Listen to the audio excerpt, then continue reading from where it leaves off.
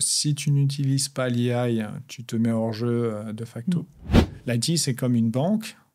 L'argent appartient aux clients de la banque, donc les métiers.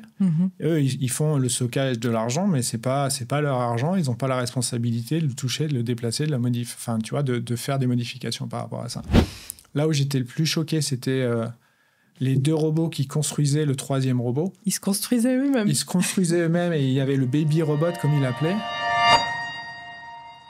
Bienvenue dans cette nouvelle interview Alpacity. J'ai le plaisir d'accueillir aujourd'hui Cédric Pompey, CEO d'Argusa, une entreprise spécialisée dans la gestion et la valorisation des données.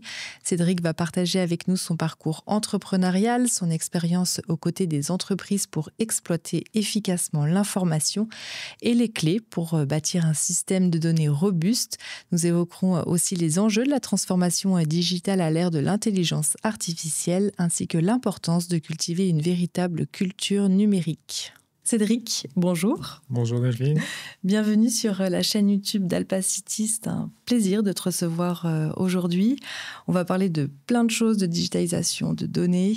Mais avant tout, j'aimerais un petit peu savoir ou comprendre ton parcours et aussi les éléments clés qui t'ont amené à tes activités d'aujourd'hui.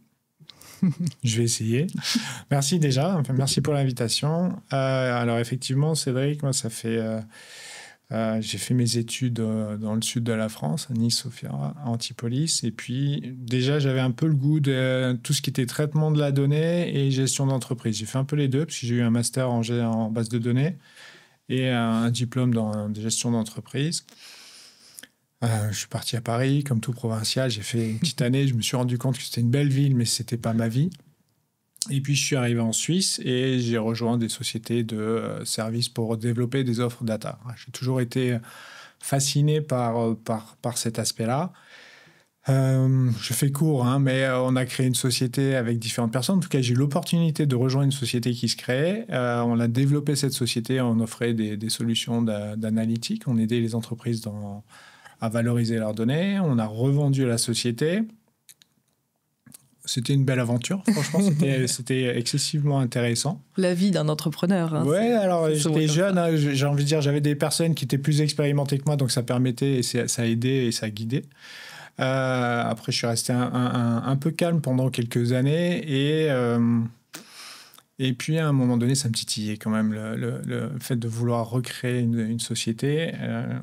J'ai voulu me relancer, mais j'ai envie de dire, j'avais une situation où ça allait bien, j'avais un poste de directeur, j'étais assez bien établi.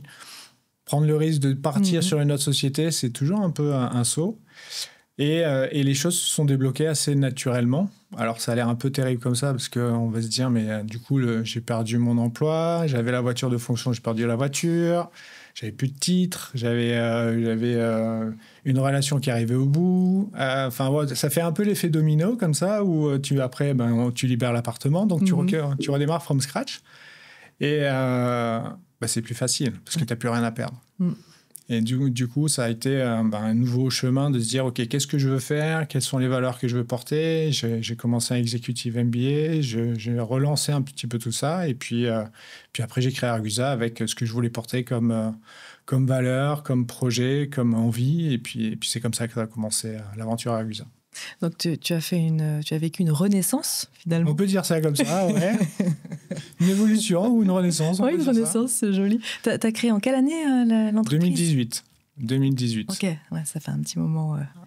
Ouais, c'est en fait le moment où il y a eu cet effet domino et le moment où tu crées la société, il y a une évolution. En fait, après, ça a été un travail sur soi aussi de se poser les bonnes questions, de voir ce qu'on a envie de faire. Et ça prend du temps, ça ne se fait pas en un claquement de doigts.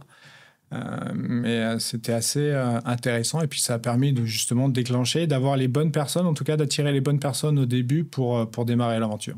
Alors justement, l'histoire d'Argusa aussi, est-ce qu'on peut avoir un petit peu son historique? Qu'est-ce que tu avais en tête comme idée dans le milieu de la donnée? Qu'est-ce que tu voulais mettre en place dans les entreprises?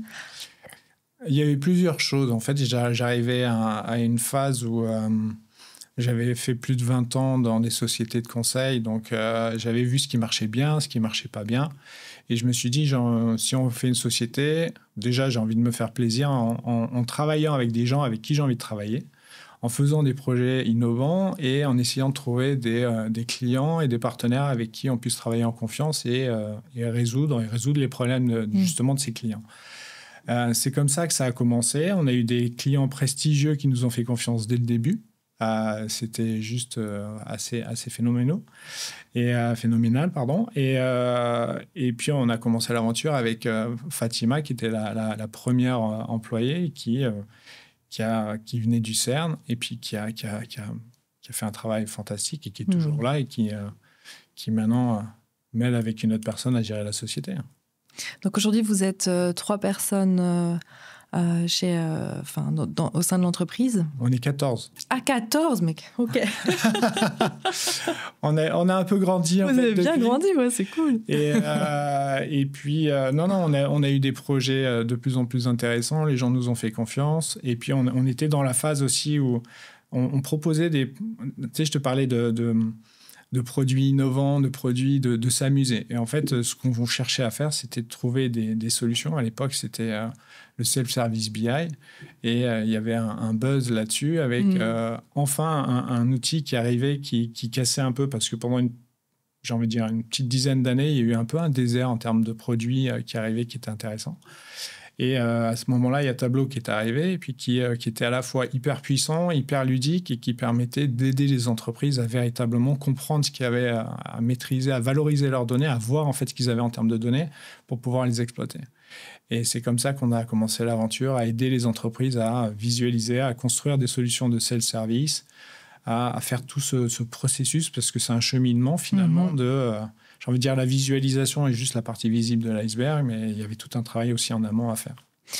Toi qui as vécu, en fait, tu as toujours travaillé dans la donnée. Oui. C'est quelque chose qui t'attirait déjà depuis le tout début. Est-ce que tu arrives à voir un petit peu cette histoire de la donnée, comment elle a évolué? Elle s'est démocratisée. Elle est dans les années 90, 95, etc. C'était vraiment concentré, on appelait ça les infocentres. Et ça fait un coup de vieux d'un coup. Hein. Et dans ces infocentres, tu concentrais les informations, mais c'était un nombre très, très, très limité en fait, de personnes qui accédaient aux résultats, à ces analyses, etc. Après, ça s'est un peu démocratisé, c'est un peu monté, ça s'est un peu élargi à l'équipe managériale. Et au fil du temps, on s'est rendu compte que cette donnée, elle avait potentiellement de la valeur et que ça pouvait être utile à tous les niveaux de l'entreprise pour gérer la performance de l'entreprise d'une manière générale. Et c'est là où je dis que ça s'est démocratisé, c'est que l'objectif est de donner des métriques de plus en plus à tout le monde pour qu'ils puissent se mesurer, qu'ils puissent s'améliorer et que ça soit bénéfique à l'entreprise et à chaque personne. Donc peut-être pour résumer, pour ceux qui ne connaissent pas, mais je pense qu'il y en a beaucoup qui connaissent Tableau ou Power BI. Power BI, oui, tout à fait. Qu'est-ce que ça représente et à quel besoin ça répond? Qu'est-ce que ça donne comme information? Alors, Tableau et les deux, hein, Tableau et Power BI, sont des outils de visualisation qui vont te permettre de créer souvent ce qu'on appelle des tableaux de bord. Les tableaux de bord, c'est comme le tableau de bord de ta voiture. Hein, sauf que là, c'est pour l'entreprise où tu veux savoir un petit peu comment vont mes ventes, où est-ce que j'en suis au niveau de mes ressources humaines, comment vont mes stocks, qu'est-ce qui se passe, quel est mon pipeline, etc. de vente. Et de la même manière, en fait, que quand tu conduis, tu aimes bien avoir un petit peu tout sous contrôle en disant qu'est-ce qui se passe, j'ai rien qui bip, j'ai aucun warning qui sort. Là, les tableaux Power BI vont te permettre de faire des tableaux de bord qui vont te donner la même information sur la santé de ton entreprise. En tout cas, c'est l'objectif. Et pour pouvoir justement piloter correctement et prendre les actions. Comment ça se passe un peu le processus dans l'entreprise quand vous arrivez? En général, bien. Ouais, j'imagine. Mais quel est un petit peu... est-ce que c'est du plug and play, ce que je pense pas encore, mais est-ce qu'il y a tout un accompagnement à faire? Alors, comment tu vas chercher la donnée, etc. Ça me permet de rebondir un petit peu sur l'offre aussi de ce qu'on fait. Effectivement, quand tu arrives, tu as des clients qui ont des niveaux de maturité différents par rapport à la gestion de la donnée. Parce que Clairement, la donnée, c'est quelque chose qui est un peu intangible. C'est pas un produit que tu vas mettre sur une étagère et puis tu vas récupérer, etc. C'est véritablement, tu vas la poser, mais tu peux la copier, tu peux la dupliquer, tu peux en faire un peu, tu peux la modifier en tant que telle. Donc, il y a plein de concepts qu'il faut un petit peu maîtriser dans la manière de la traiter, dans la manière de la gérer et dans la manière après de l'exploiter, de la visualiser et la préparer. Donc, c'est vrai que lorsqu'on arrive chez un client, on va déjà essayer de cerner un petit peu où est-ce qu'ils en sont en termes de niveau de maturité et quels sont véritablement les problèmes et où est-ce qu'ils veulent aller. Tu peux te perdre dans des projets data. Tu peux faire tout et n'importe quoi. Tu peux faire de la gouvernance sur des données qui n'ont pas de sens ou tu peux faire la data quality sur des données que tu n'utilises pas. Donc, si tu ne fais pas attention, finalement, si elles ne sont pas utilisées dans tes processus d'entreprise, ça ne sert à rien. Et donc, on essaie de faire ça, on essaie de voir où est-ce qu'ils veulent aller. Et parfois, ils ne savent pas. En fait, ils savent quels sont les objectifs d'entreprise, mais ils ne savent pas quel est le meilleur chemin pour y aller. Donc là, c'est là où on intervient sur la définition de la stratégie data, de tout un ensemble de petits projets à réaliser pour atteindre l'objectif final. Et après, l'implémentation. L'implémentation, la formation des gens, j'ai envie de dire... Et puis après, lorsqu'on va un peu plus loin et que on a la possibilité de le faire, la partie AI, donc les modèles de machine learning, la gouvernance qui doit être dès le début aussi, etc. Et la formation. Ouais, et formation technique, mais aussi, en fait, ce qu'on a fait, c'est que nous, on s'est rendu compte que certaines personnes, des managers, n'ont pas besoin de connaître le code. Ils n'ont pas besoin de faire du Python ou du R pour comprendre les enjeux, ou en tout cas être en capacité, lorsqu'ils ont affaire à des spécialistes, de leur poser les bonnes questions et être à l'aise à leur poser les bonnes questions en disant « ça, je ne comprends pas, pourquoi on fait comme ça ?» etc. Et donc, nous, on a développé des formations qui ont vocation à faire monter les gens en compétences, pas techniquement, mais véritablement sur quels sont les enjeux, quels sont les points importants sur lesquels vous devez faire attention, et en illustrant avec ce qu'on a vécu depuis plus de 20 ans, en fait, maintenant, dans les entreprises et les cas qu'on rencontre. Donc, ça leur permet d'avoir un retour véritablement de terrain de qu'est-ce qui se passe et à quoi je dois faire attention. Et si j'ai des mauvais chiffres, pourquoi? D'où ça peut venir? Ça me fait penser à c'est comme un permis de conduire. En fait, tu parlais tout à l'heure de l'analogie avec le tableau de bord. On n'a pas besoin de savoir fabriquer une voiture, mais de conduire. Alors, un client, et d'ailleurs, nous, à un moment donné, on voulait reprendre le principe, c'est-à-dire que sur les formations d'outils, l'outil étant tellement puissant, là, je parlais à l'époque de tableau, hein, l'outil était tellement puissant et ludique que si tu le mets dans les mains d'un utilisateur, mais tu ne l'as pas formé, quelque part, c'est comme si tu lui donnes une Ferrari, mais il n'a pas de permis de conduire. Il ne sait pas le faire. Il va partir dans le mur directement. Et donc, il avait défini une sorte de permis de conduire où les gens devaient être formés pour pouvoir avoir accès à la fois aux données et aux produits. Et puis ça, et ça marche. Parce qu'en fait, si tu connais les bases, tu connais les données que tu es en train d'exploiter pour aller faire les tableaux de bord pour la direction, c'est beaucoup plus simple. Ces tableaux de bord, est-ce que c'est... j'imagine qu'il faut arriver à récolter aussi les données de métiers et de tous les collaborateurs dans l'entreprise. Donc, il y a aussi peut-être une culture digitale à avoir, ce que tu disais, comprendre pourquoi c'est important de mettre telle ou telle donnée dans son système pour qu'ensuite d'autres puissent monitorer aussi. Enfin, quelle est un peu justement cette approche? Il y a plusieurs choses. Il y a, j'ai envie de dire, la culture digitale et la culture de la donnée. Pour moi, elles sont un petit peu liées parce que quelque part, quand tu es sur la digitalisation, mais à la fin, ça va se terminer comme des données que tu vas devoir exploiter. Il y a une différente sensibilité. Les gens, il y a eu beaucoup pendant un long moment, et maintenant, je pense que c'est en train de véritablement évoluer positivement. Il y avait une sorte de mur étanche entre les métiers et l'IT où finalement les métiers exploitent les systèmes qui sont à leur disposition, les CRM, les ERP, enfin voilà, ce genre de choses, pour gérer la relation client, pour gérer l'entreprise, et l'IT était responsable de la qualité. Sauf qu'en fait, tu prends l'exemple de ça, finalement, l'IT, c'est comme une banque. L'argent appartient aux clients de la banque, donc les métiers. Eux, ils font le stockage de l'argent, mais c'est pas leur argent. Ils n'ont pas la responsabilité de le toucher, de le déplacer, de faire des modifications par rapport à ça. Et les gens sont en train de comprendre que les métiers, maintenant, ont la responsabilité, en fait, de ces données. Souvent, ça a été poussé au niveau de l'IT en disant « mais débrouillez-vous, c'est à vous de faire ». Pas tout le monde. Hein.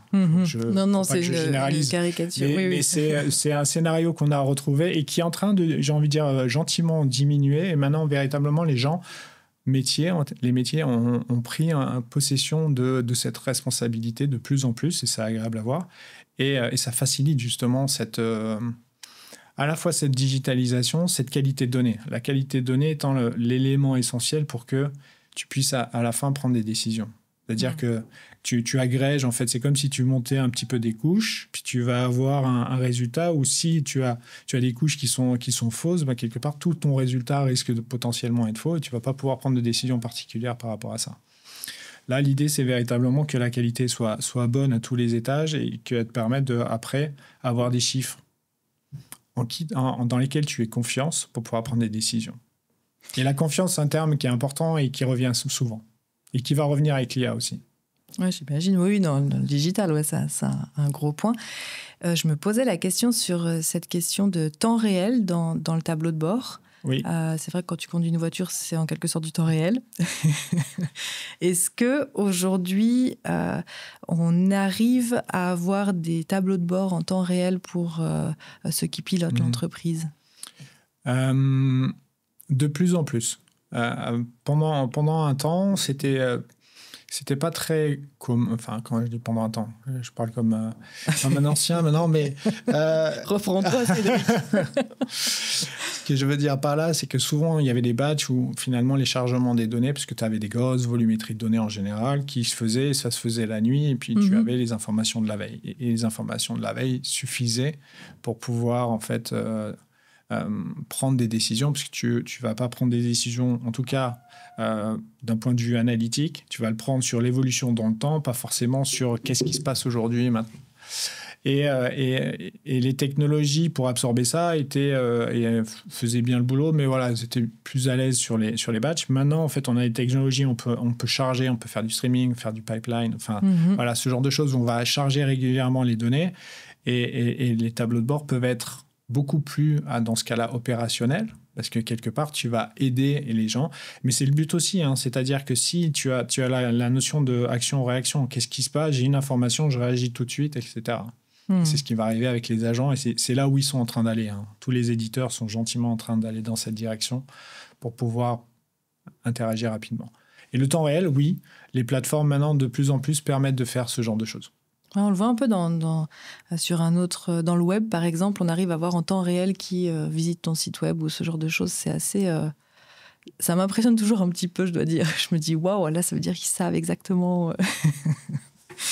Je suis suivi, tu es tracé. Ouais, je suis tracé. J'avais envie on va bien sûr parler d'intelligence artificielle, hein, parce que j'ai l'impression que c'est quelque chose qui, tu viens de le dire, arrive dans ces tableaux de bord, et puis on a envie que ça arrive aussi d'une certaine manière. On parlait de données structurées, que l'IA maintenant arrive à gérer des données non structurées. Je voulais avoir ton point de vue et ta réalité du terrain là-dessus. Est-ce que c'est vrai ? Est-ce qu'on y va ? Mais est-ce que c'est encore peut-être un peu pas aussi qualitatif que de traiter une donnée structurée ? Alors, je vais peut-être répondre aux deux questions de manière différente. Sur la partie données structurées, ce qu'on est en train de voir, c'est que beaucoup en fait, de LLM sont maintenant à disposition. Si tu veux, ce qu'on appelle des données structurées, ça va se terminer dans des bases de données avec des tables, des schémas, et puis tu vas créer ce qu'on appelle des liens, des relations entre ces différentes tables pour pouvoir répondre à quelles sont mes ventes par rapport à un marché. Je prends un exemple simple. Et ce qui se passe, c'est que dans ton langage, tu vas parfois utiliser deux termes. Tu ne vas pas prendre les ventes, tu vas parler potentiellement en anglais, tu vas utiliser un autre terme, mon chiffre d'affaires, etc. Et tu vas créer ce qu'on appelle des couches sémantiques. Ces couches sémantiques, ça va être la transformation ou les synonymes, les alias que tu peux pouvoir donner pour que après, le LLM puisse aller chercher exactement les bonnes informations. Et ça, ce qu'on voit, et on voit en tout cas de plus en plus de proof of concept chez les clients qui sont en train d'essayer ces technologies-là et qui sont, j'ai envie de dire, au début, et ça va véritablement s'améliorer. Ça va très bien.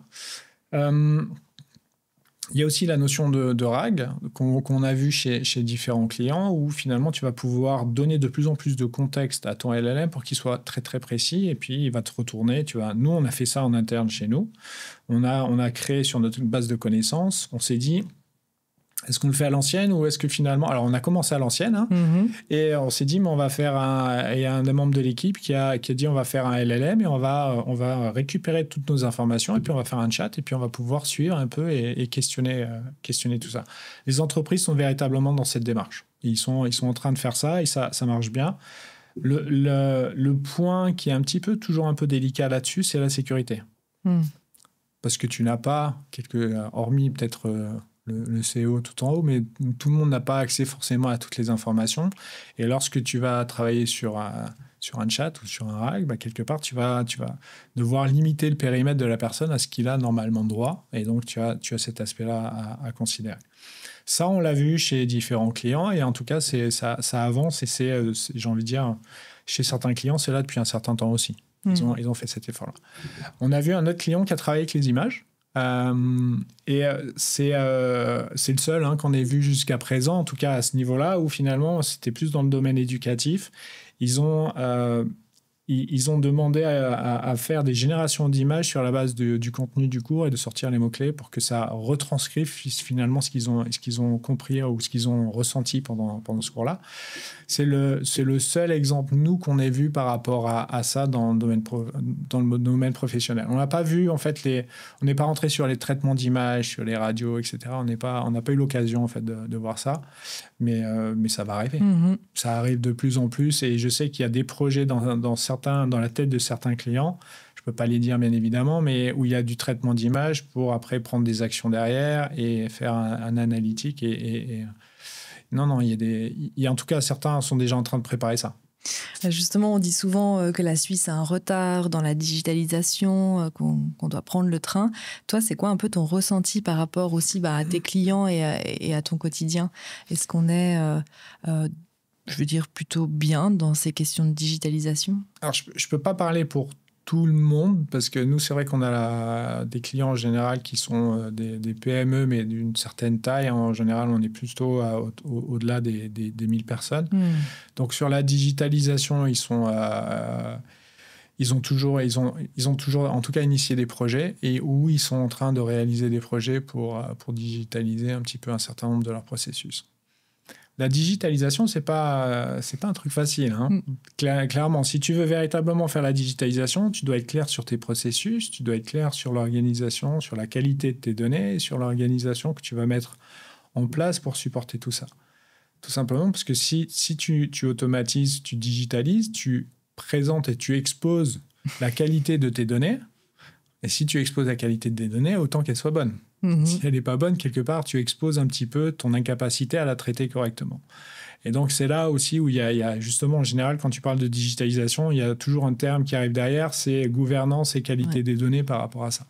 Ouais, un des freins, c'est d'avoir peur de montrer la réalité de ce qui se passe. Mais ce qui est drôle, c'est que c'est pour toutes les entreprises pareil. Il n'y en a pas une, je pense, qui fait mieux qu'une autre.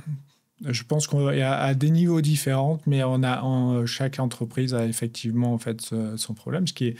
Les ressources n'étant jamais illimitées, à un moment donné, en fait, chacun fait du mieux possible par rapport à ça. Nous, ce qu'on a vu également souvent, c'est qu'en tout cas du point de vue analytique, il y a des personnes clés dans les entreprises qu'on arrive pour mettre en place ce genre de solution. Il y a toujours, moi je les appelle les héros, parce que c'est des gens qui travaillent comme des fous, qui connaissent la société sur le bout des doigts, qui connaissent tous les systèmes et qui connaissent tous les petits trucs où ça péclote et qui vont corriger à la mano en fait, ces petits éléments pour que le reporting après ou l'analytique ou les dashboards qui vont être présentés soient corrects et tiennent compte de toutes les petites spécificités. Et ça, c'est à la fois des héros, mais c'est des risques opérationnels pour les entreprises parce qu'ils ont, en fait, ces gens-là ne sont pas là ou disparaissent ou partent à la retraite, mais quelque part, il y a un vrai problème derrière et il faut pouvoir le retranscrire dans les processus d'entreprise pour que, finalement, toutes ces petites corrections qu'ils font a posteriori puissent se faire soit en amont, soit automatiquement. Est-ce que, tu parlais de démocratisation tout à l'heure, est-ce qu'on arrive aussi vers une démocratisation des systèmes d'analyse de données en termes de prix et aussi d'accessibilité des outils? Je pense que maintenant, tout le monde a pris l'habitude de se mesurer. Ouais. Si tu as une montre, en fait, un peu, tu vas mesurer ton sommeil, tu vas mesurer ta course, tu vas mesurer ce que... Enfin, tout le monde se mesure et tout le monde a pris cette habitude-là.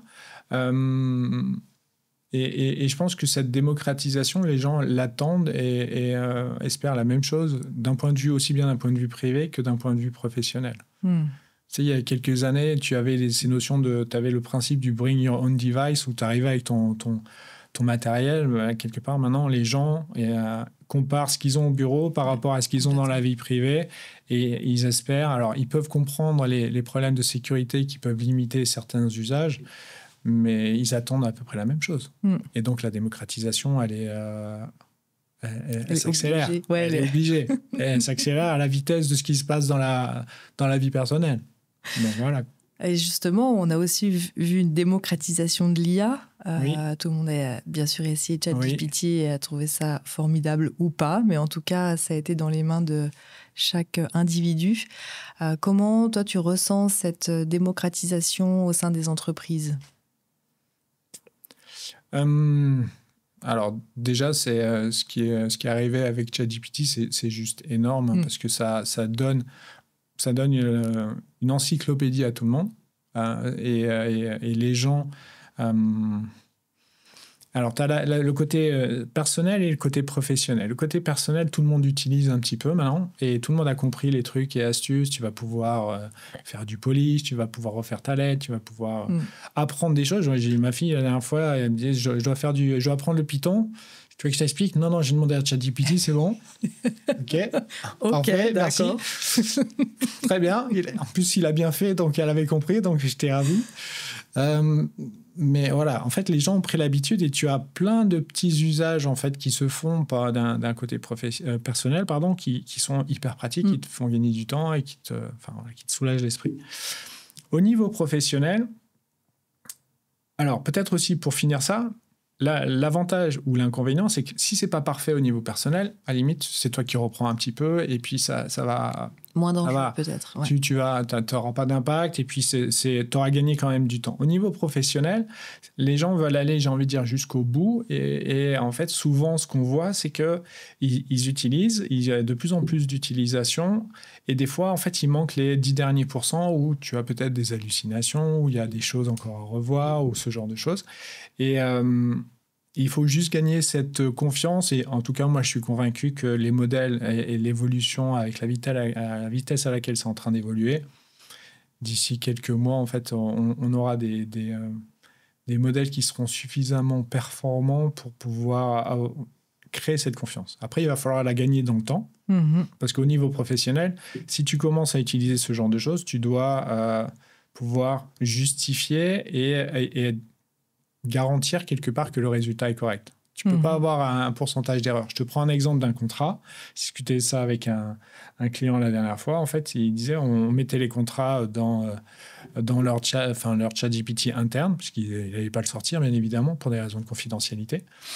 Et puis on regardait, mais tu as les clauses que tu peux rater. Si tu rates ta clause, quelque part, tu exposes la société à ça et tu n'as pas envie. Donc tu vas le relire de toute manière, tu vas repasser en travers. Et tu vois, il y a cette alternance. Alors, il faut faire l'effort parce que je pense qu'au fur et à mesure, ça va s'améliorer. Mais pour l'instant, on est encore dans cette phase un petit peu où ce n'est pas encore tout à fait ça.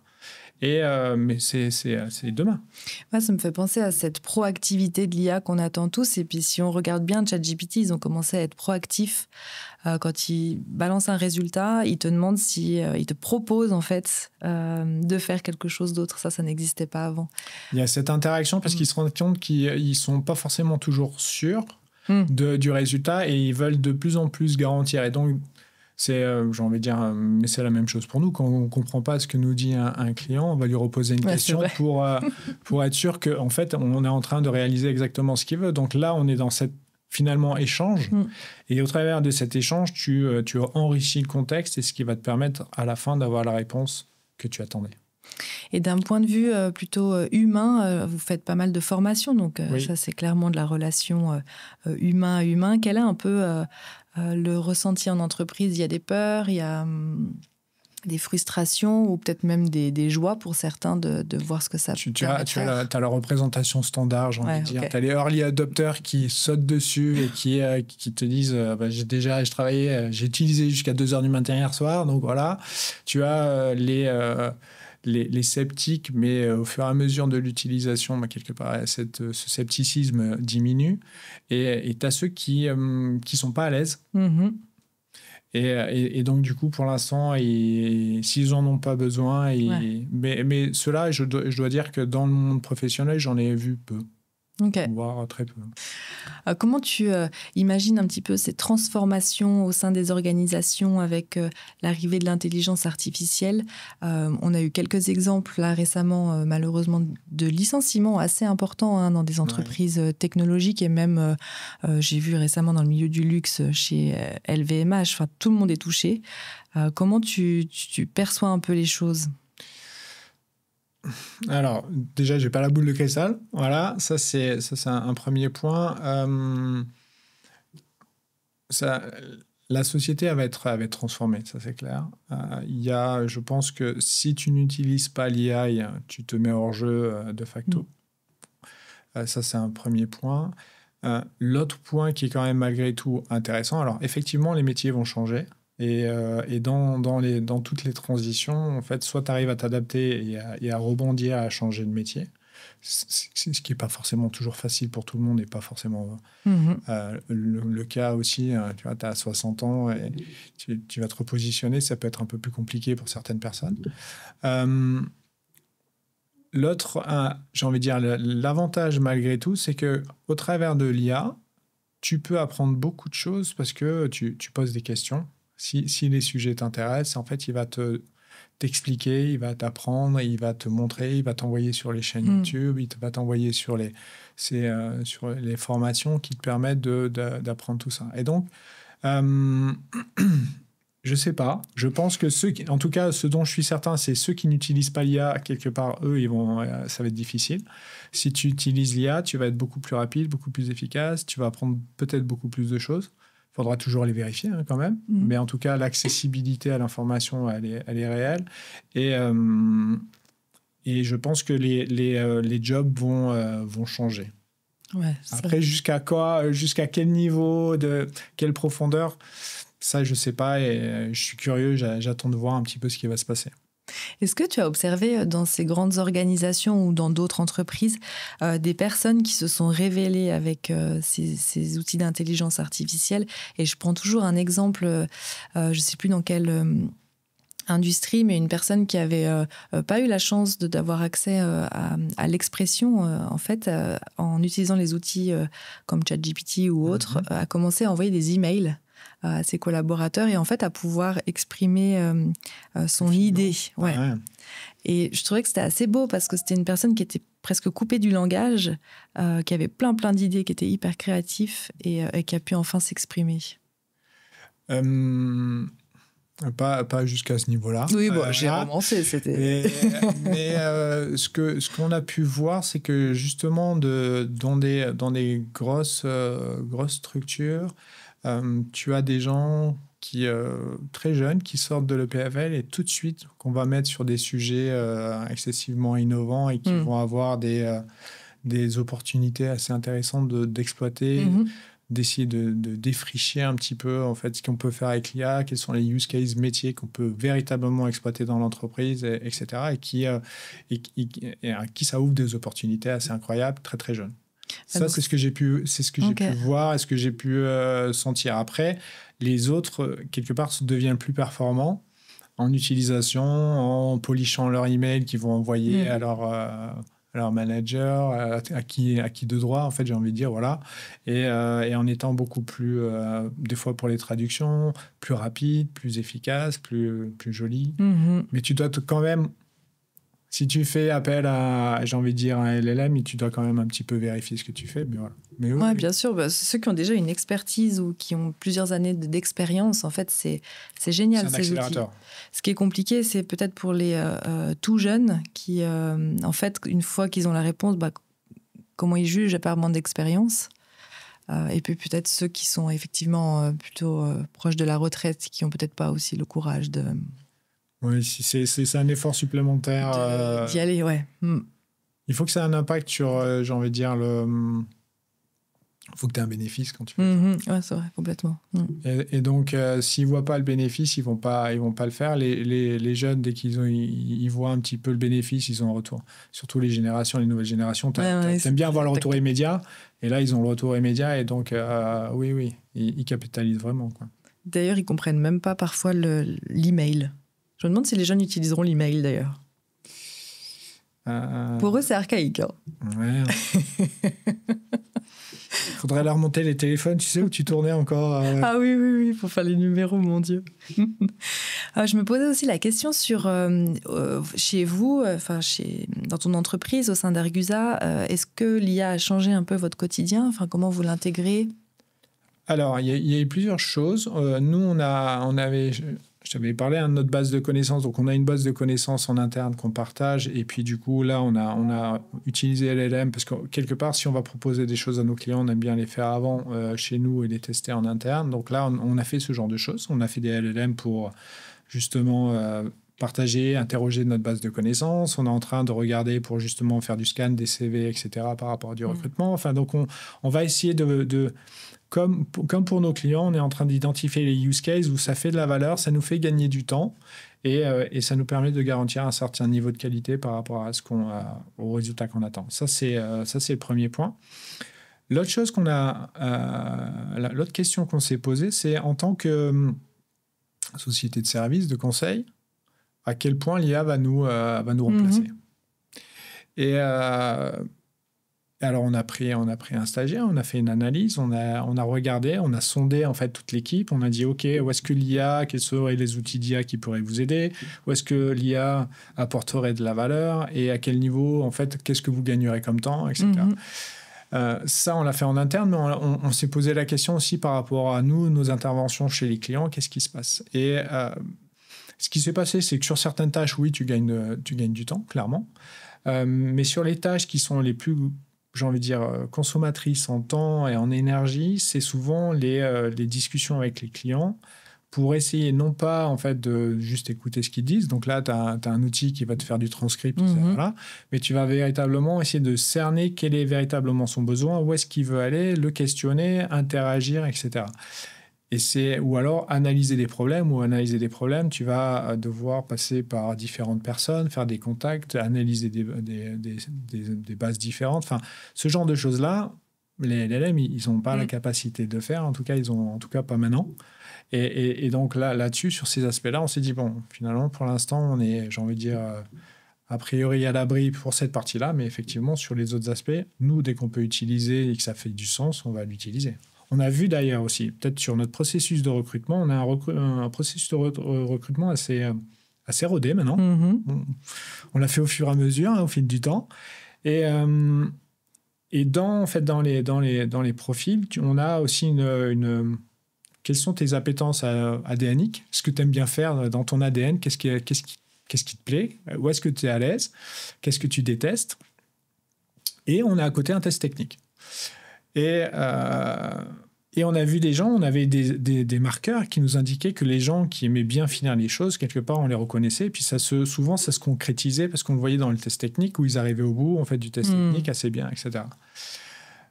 Maintenant, on a identifié, on a vu qu'on avait des profils qui n'avaient plus ces marqueurs et qui réussissaient super bien le test technique. Donc, on a appelé la société avec qui on travaille pour l'aspect ADNique et nous a dit non, on n'a rien changé au modèle.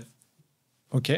Donc, on a interviewé après, parce qu'on a des interviews avec les candidats, on a interviewé les candidats. C'est est-ce que vous avez utilisé ChatGPT ? Ah oui, pour ça, oui, effectivement, ça pour cet aspect-là. Du coup, ça biaise les corrélations. Ça te biaise les corrélations. Mais après, les gens prennent l'habitude d'utiliser les outils qui sont à leur disposition. Et j'ai envie de dire, c'est logique. C'est excellent. Mais voilà, on est en train d'analyser tout ça et du coup, ça nous fait revoir notre processus aussi d'embauche par rapport à ça pour voir véritablement. Mais quelque part, tu as des ressources à disposition, tu les exploites correctement et tu ne mets pas de danger en termes de sécurité parce que tu ne vas pas donner des données confidentielles. On va voir. C'est ce fameux walk the talk tu fais, puis après ça enrichit après ce que tu peux proposer aux Exactement. clients. Tu fais partie aussi du think tank Manufacture Thinking. Oui. On était ensemble d'ailleurs au Japon l'année dernière. Impressionnant ce voyage. C'était fou, hein. On a écrit, peut-être pour contextualiser, un livre qui s'appelle L'usine du futur, le futur de l'usine, et puis on a eu l'opportunité de visiter plusieurs entreprises. Je voulais avoir un peu ton feedback sur cette expérience, et puis qu'est-ce que ça t'apporte aussi, ce think tank avec Xavier Comtesse? Alors, déjà, c'est une personnalité. C'est un plaisir. En tout cas, moi, je prends beaucoup de plaisir en tout cas, à participer à ces voyages et puis à passer du temps avec vous, avec lui. Ça rafraîchit l'esprit, clairement. C'est-à-dire que souvent, on est la tête dans le guidon et puis là, on est en train de se prendre un petit peu un pas de recul, regarder un peu ce qui se passe, aller voir ce qui se passe à l'étranger, échanger avec souvent des chefs d'entreprise aussi au travers du think tank qui sont là, qui partagent leurs problématiques. C'est très, très riche, c'est très rafraîchissant, c'est très stimulant. Il y a une intelligence collective qui est juste phénoménale lorsqu'on fait ce genre de choses. Des fois bousculant même. Ouais, c'est bousculant. Tu rentres, des fois, tu as un peu les tripes qui ont travaillé, parce que tu dis, oula, c'est ouf. Ouais, là, il faut que j'assimile ce qu'on a vu parce qu'il y a beaucoup de choses. Ouais. Et surtout au Japon, j'ai envie de dire. Moi, sur le Japon, on avait visité plusieurs sociétés. Il y avait Fanuc qu'on a visité. Et celle-là, je rentrais le soir et j'ai fait ouf. Là, on est vraiment allé loin dans le futur. Avec, juste pour donner du contexte à ça, Fanuc, ils font, c'est des moteurs, c'est une grosse société qui fait beaucoup de choses, en fait, qui fait des moteurs, qui font des robots aussi, etc., des moteurs électriques. Et lorsqu'on a visité leur campus, c'était la taille du campus de l'EPFL. Ouais, je pense. Ouais. Et lorsqu'on est rentré, facile, même plus, je pense. Et lorsqu'on est rentré, ils nous disaient, il y a, attention, sur le campus, il y a plus de robots que d'humains. Ça, déjà, tu fais, oh, OK. Après, en fait, on était rentré dans le principe de la DAC Factory où quand on rentrait dans un bâtiment qui était énorme, avec 3 étages, le bâtiment était éteint, tu rentres, ils allument pour te montrer les robots qui étaient en train de travailler. Pour les humains, ils allument pour les humains. Ouais. Ils allument pour que les humains voient ce que font les robots, parce que les robots n'ont pas besoin en fait, de voir quoi que ce soit.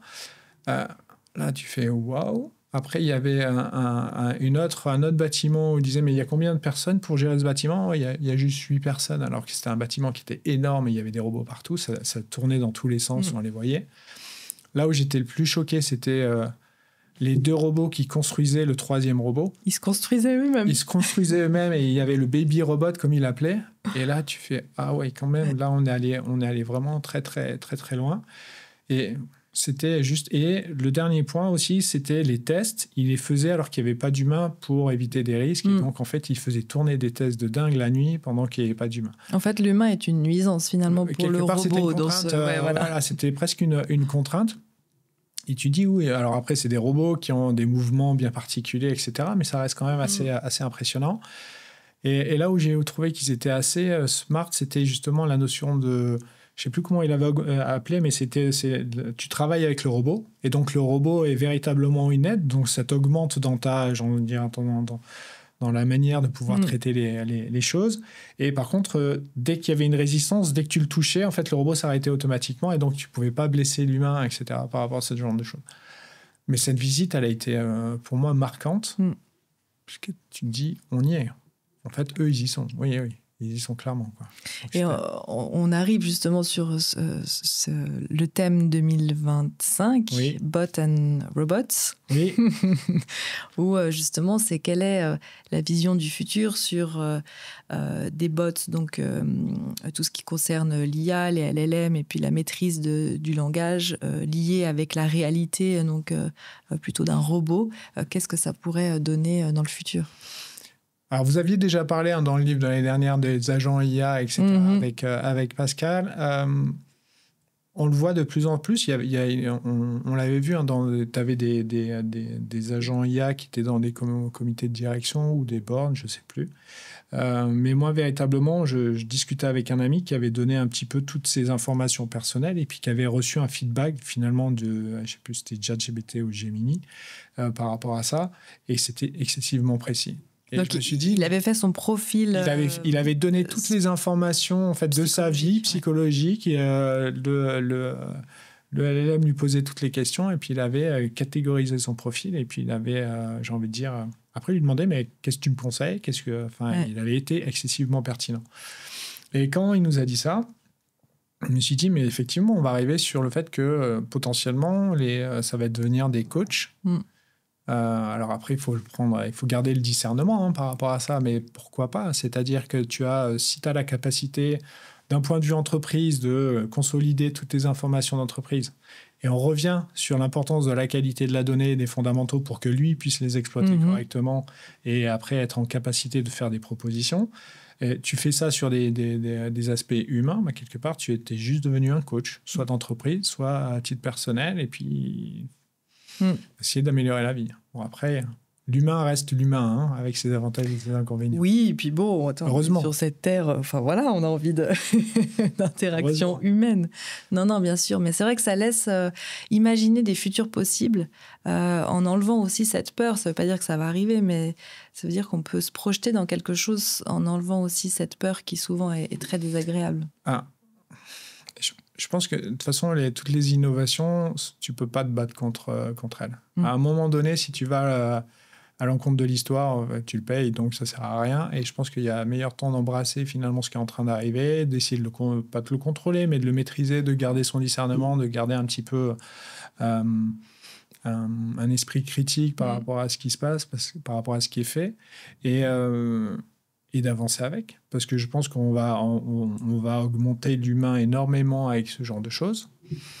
Alors, quand tu augmentes, parce que si tu n'as plus d'effort, finalement, en fait, tu as une information que tu n'assimiles pas de la même manière que si tu as forcé pour l'assimiler. On va avoir beaucoup plus facilement des accès. Il y aura peut-être des effets pervers à tout ça, parce qu'on va dire... tu prends l'exemple du téléphone. Avant, je connaissais tous les téléphones par cœur, en fait, parce que je devais les taper. Bien sûr, ouais. Maintenant, cette perte de la mémoire. Maintenant, tu n'utilises plus. Et là, on va partir exactement sur le même phénomène avec l'IA, où dès que tu as une question, tu vas poser, tu vas récupérer la réponse, tu vas peut-être, dans 3 jours après, tu auras oublié ce qu'on t'avait dit, etc. Donc, il y aura peut-être des effets comme ça, mais bon, en même temps, on sera beaucoup plus performant plus rapidement. La perte et le gain. Oui, exactement, mais je pense que c'est à chacun de tirer de voir où est-ce qu'il y a un intérêt pour chacun et puis et de garder ses valeurs. Absolument.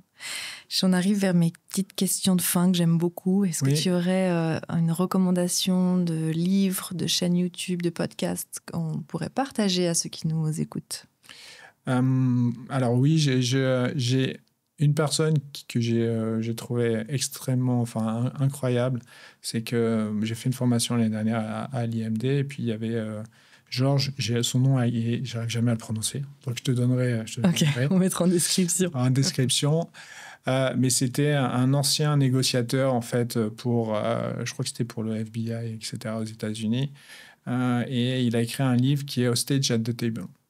Et en fait, c'est véritablement créer le lien avec l'humain, créer le lien avec toutes les personnes, véritablement favoriser la discussion. Et en fait, ce que j'ai adoré, c'est que quelque part, tu laisses tomber toutes tes peurs d'un point de vue humain et puis tu crées le lien, tu crées des choses, tu avances, tu construis et tu peux faire avancer les choses comme ça. Et on a parlé beaucoup de technologie, mais je pense que l'humain reste malgré tout au cœur de tout. Quand tu vas conclure des affaires, quand tu vas, j'ai envie de dire, créer une confiance, quand tu vas faire tout ça, c'est d'humain à humain. Et en fait, cette relation, elle est excessivement importante. Et lui, et ça a d'autant plus résonné quand je te parlais de mon vécu. À un moment donné, en fait, quelque part, il y a tout qui est tombé comme un effet domino. Bah, quelque part, là, tu laisses tomber toutes tes peurs. Et il arrivait exactement sur ce point-là. Et ce livre m'a beaucoup parlé. Et je le conseille parce que quelque part, ça libère la tête énormément. Ah, c'est vrai. Ouais. Ah, magnifique. On mettra le lien dans la description. Et puis, une personne que tu nous recommanderais d'inviter sur la chaîne? Une personne, c'est difficile. Bien sûr. Non, mais véritablement. Alors, moi, je prends beaucoup de plaisir avec l'équipe déjà d'Argusa. Enfin, tu en connais certains. Il y a Fatima, Luca, Damian, etc., qui sont des personnes incroyables. Toute l'équipe du Manufacture Think Tank. En fait, je pensais à ça et je me disais, mais quelle intelligence collective incroyable on a lorsqu'on a toutes ces personnes-là. Et toutes ces personnes méritent un moment d'être interviewées parce que lorsque tu discutes, on dirait offline comme ça avec eux et qu'ils te racontent leur parcours, ce qu'ils font, l'humilité qu'ils ont à chaque fois et puis alors qu'ils sont dans des postes juste stratosphériques, je pense que c'est des gens qui méritent d'être invités. Tu as absolument raison. Ouais, faut faire plus d'émissions. Ah, mais oui. Cédric, merci infiniment. Merci à toi. Je te souhaite tout de bon pour la suite. Merci. Et puis de toute façon, on se revoit bientôt. Merci bien. Merci Delphine.